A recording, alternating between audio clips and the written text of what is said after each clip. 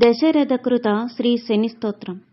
ఈ స్తోత్రం పారాయణం చేసేవారికి శీఘ్రముగా శనిగ్రహ అనుగ్రహం కలిగి ఏళ్నాటి శని, అర్ధాష్టమ శని దోషాలు తొలగి సంపదలు, ఐశ్వర్యాన్ని ఇస్తాయని ఈ స్తోత్రం యొక్క ఫలశ్రుతి.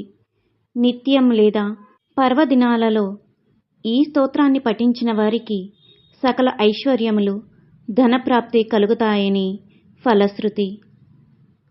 నమః కృష్ణాయ నీలాయ శిఖికండనిభాయ చ నమో నీలమధుకాయ నీలోత్పలనిభాయ చ నమో నిర్మాంసదేహాయ దీర్ఘశ్రుతిజటాయ చ నమో విశాలనేత్రాయ శుష్కోధరభయానక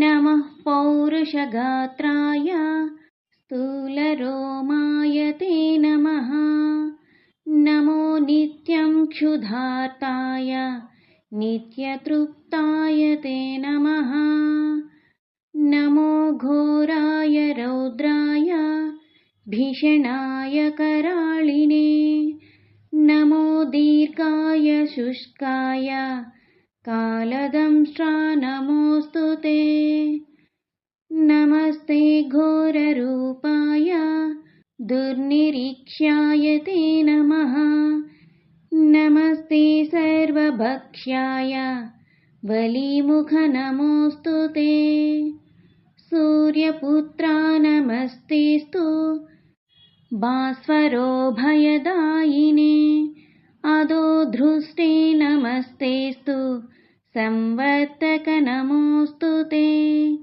నమో మందగతే తుభ్యం నిష్ప్రభాయ నమో నమః తపసా జ్ఞానదేహాయ నిత్యయోగరతాయ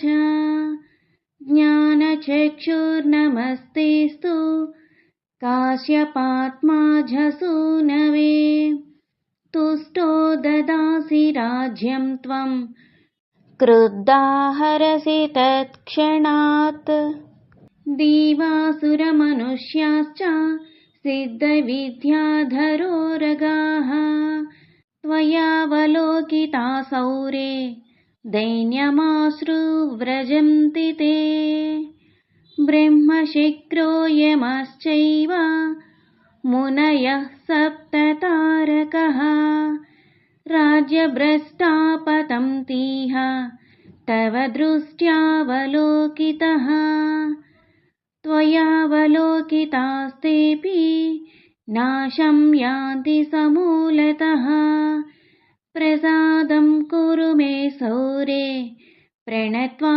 హి త్వమర్దితః. నా వీడియో కనుక మీకు నచ్చినట్లయితే లైక్ చేయండి, షేర్ చేయండి, సబ్స్క్రైబ్ చేయండి. ఆఫర్ ప్రోడక్ట్స్ కోసం డిస్క్రిప్షన్లో ఇచ్చిన నా టెలిగ్రామ్ లింక్ని క్లిక్ చేయండి.